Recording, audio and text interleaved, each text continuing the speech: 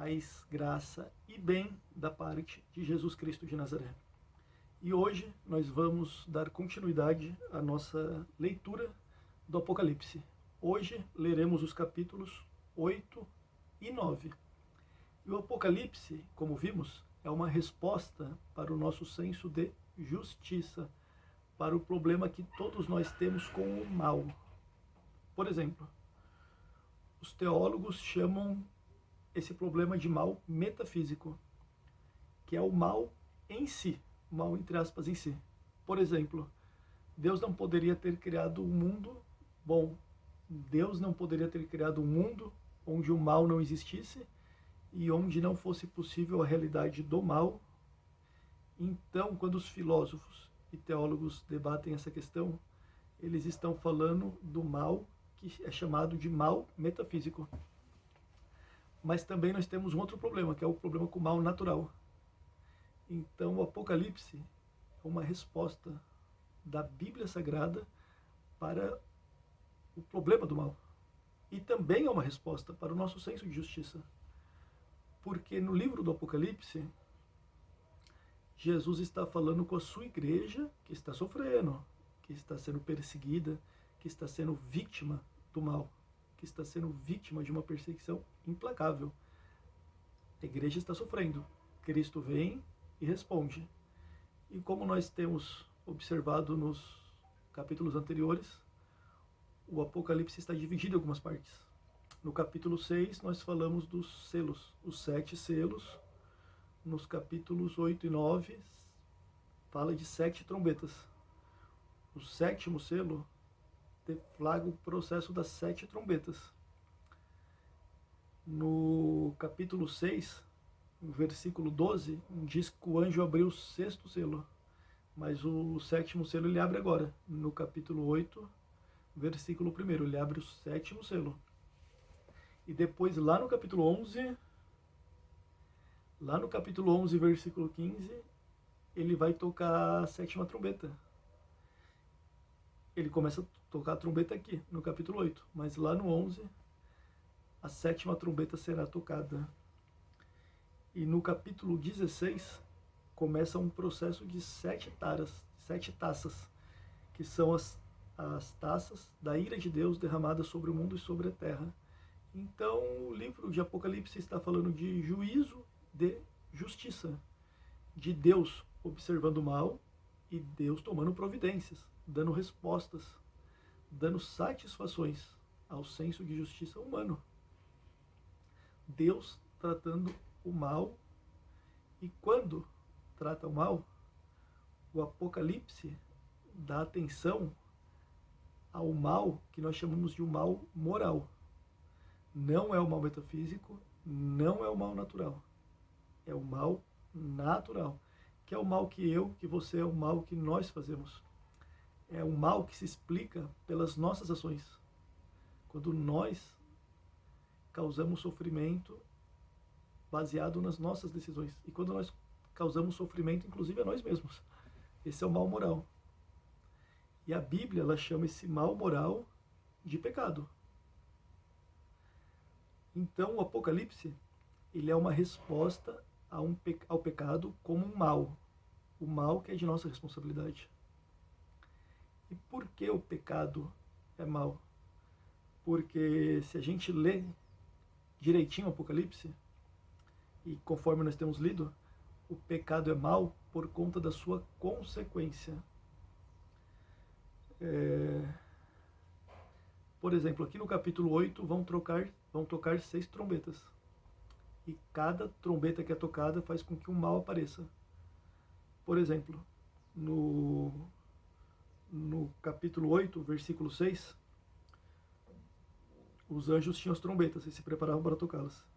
No versículo 7, o anjo toca a trombeta e granito e sangue foram lançados sobre a terra. 1/3 da terra, das aves, da relva verde é atingido. No versículo 8, a 2ª trombeta, 1/3 do mar. No versículo 9 e 10, o 3º anjo, a 3ª trombeta, 1/3 dos rios, água doce. Os rios foram contaminados. no versículo 12 é o quarto anjo, a quarta trombeta. Os anjos do céu, os astros do céu, os luminares, entraram em colapso e houve escuridão. 1/3 do dia ficou sem luz e 1/3 da noite também. No versículo 1 do capítulo 9, o quinto anjo toca a trombeta e cai uma estrela do céu, e a impressão que dá é que essas estrelas viram ser, pega a chave, abre o abismo, do abismo sai uma fumaceira enorme, e João vê uma nuvem de gafanhotos que sai varrendo tudo que encontra pela frente. E 1/3 das pessoas da humanidade, 1/3 morre. No capítulo 9, versículo 13, vem o sexto anjo, porque o sétimo vai aparecer só no 11, tá? Mas o sexto anjo, quando toca a sua trombeta, sai uma cavalaria. E essa cavalaria sai varrendo tudo que encontra pela frente. 1/3 da humanidade morre, flagelada. No versículo 20 do capítulo 9 diz o seguinte: o restante da humanidade que não morreu por essas pragas, nem assim se arrependeu das obras das suas mãos. Eles não pararam de adorar os demônios, os ídolos de ouro, prata e bronze, pedra, madeira, ídolos que não podem ver, não podem ouvir, não podem andar.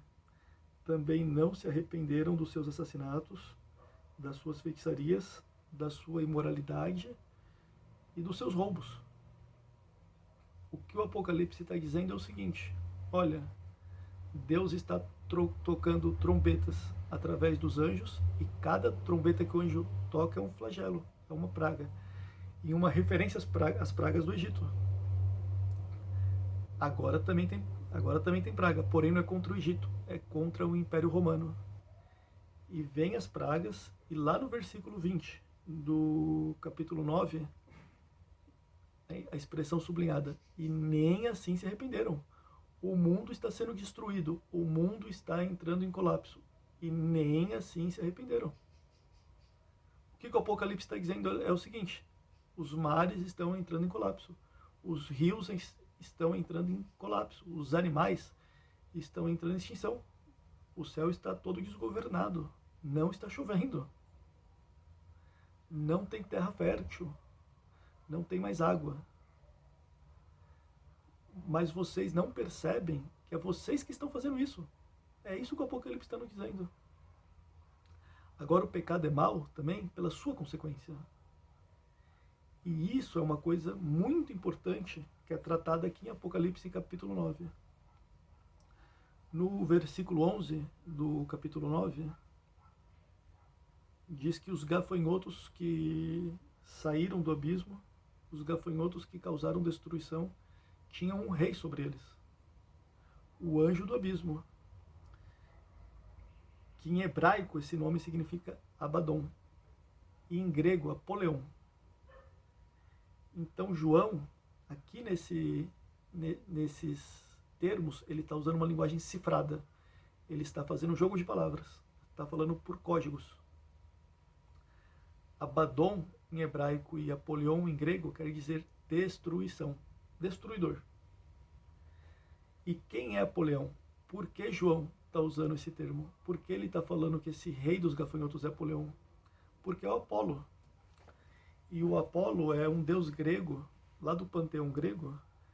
Ele não é um deus grego qualquer. Ele é o segundo na hierarquia das divindades gregas. Ele é filho de Zeus. Zeus é o primeiro, Apolo é filho de Zeus. Então o que João está dizendo é o seguinte: vocês, cultura helênica, cultura greco-romana, vocês que adoram seus ídolos, lembra que acabamos de ler o versículo 20 do capítulo 9? Nem assim deixaram de adorar os demônios, os ídolos de ouro, prata e bronze. Idolatria. O que João está dizendo? Vocês construíram deuses, que são esses deuses que vocês construíram, que estão destruindo vocês. Não é Deus que está destruindo vocês. Não é o Deus do céu. Não é o Pai de Cristo. Não. É o Deus que vem do abismo que vem destruir. E se a gente recordar uma frase de Jesus, ele disse: eu vim para que tenham vida, e vida em plenitude, vida em abundância. Mas o ladrão vem para matar, roubar e destruir. Ou seja, não é Deus, não é o nosso Deus que causa destruição. É o Apoleão que vem para destruir.